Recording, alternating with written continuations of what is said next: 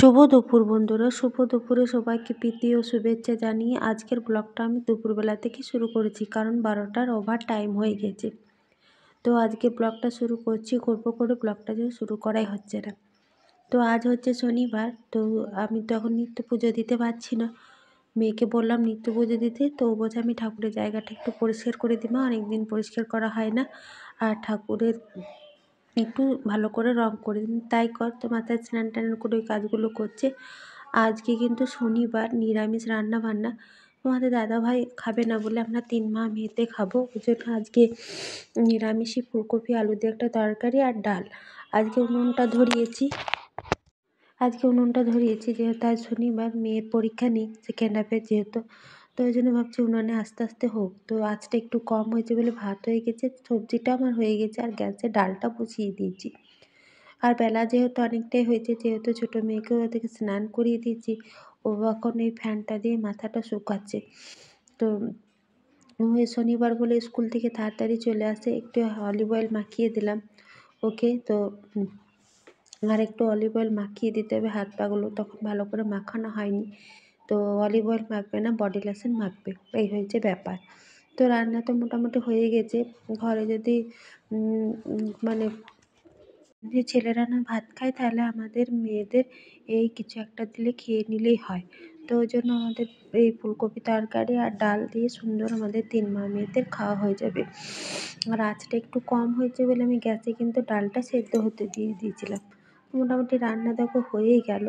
তো আজকের ব্লগটা আমি যতটুকু পারবো তোমাদের সাথে শেয়ার করব।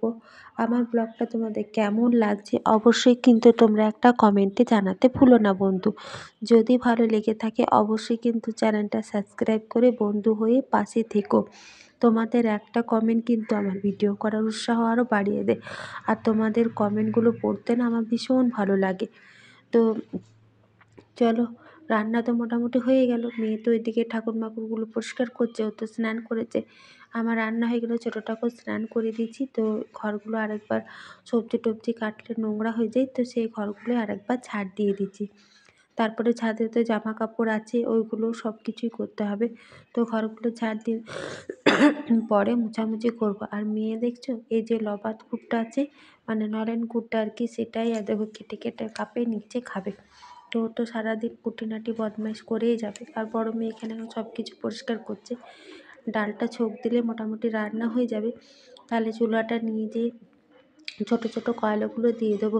রাতের দিকে রুটি সবজি করলে বসে বসে রুটি সবজি করা হবে। আর এখন শীতের সময় ঘরটাও কিন্তু বেশ গরম হয়ে যায়, ওই জন্য চুলাটা ধরালাম। কদিন পরীক্ষার জন্য তাড়াহুড়োর জন্য চুলাটা ধরা হচ্ছিল না, তো আজকে চুলাটা আবার ধরালাম। তো চলো, রান্না মোটামুটি হয়ে গেছে, ঘরগুলো পরিষ্কার করে নিয়েছি। তো চুলাটা নিচে নিয়ে চলে এলাম। আর যে কয়লা যখন ভাঙি তখন ছোটো ছোটো কয়লাগুলো থাকে, এই কয়লাগুলো দুপুরবেলায় দিয়ে দিলে না আঁচটা সন্ধ্যাবেলায় কি সুন্দর সুন্দর লাল হয়ে ওঠে।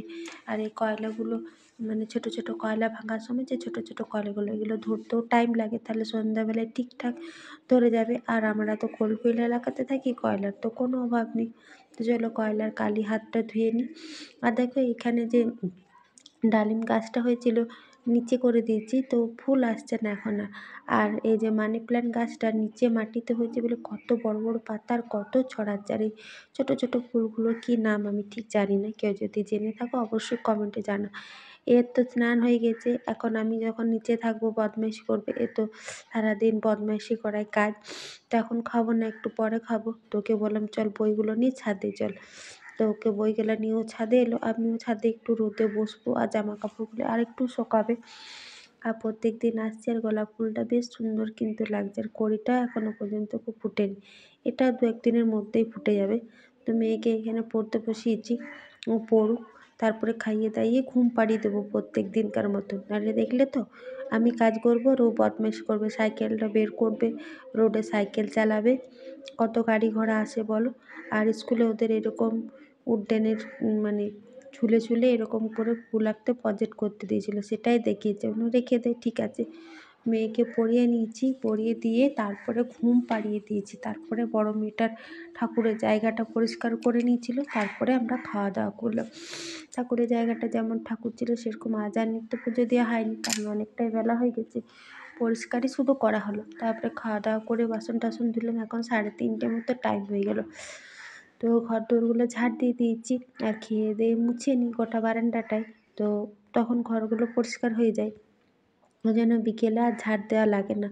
আর আমি 3:30 পৌনে 4টে মতন হলেই, এখন তো ঠান্ডা পড়ে গেছে, বাড়ির দিকে জানলাগুলো না সব দিয়ে দিই, তাহলে না সন্ধ্যার দিকে আর হাওয়া লাগে না। নাছাড়া এই জানলাগুলো থেকে না প্রচণ্ড পরিমাণে হাওয়া আসে, তো সব জানলাগুলো আমি দিয়ে দিচ্ছি, এই জানলাটাও দিয়ে দিই। আর জানলা টানলা সকালে খুলে দিই ঘুম থেকে উঠে, কারণ সকালে সমস্ত জানলা টানলা খুলে দিই, ঘরে একটা আলো বাতাস ফ্রেশ হাওয়া আসে। বাসন টাসন ধোয়া হয়ে গেছে, ঘর দর মোটামুটি পরিষ্কার, ভাত তরকারি সব কিছুই রইলো। আর দেখো মেয়েকে কিন্তু আমি ঘুম পাড়িয়ে দিয়েছি ঢাকাঢুকি দিয়ে। তো চলো মোটামুটি আমাদের বিকেলে চাটা খেয়ে, তোমাদের এখন তো বিয়ের লগ্ন চলছে, তোমাদের দাদাভাই কিন্তু ভাড়া চলে গেল।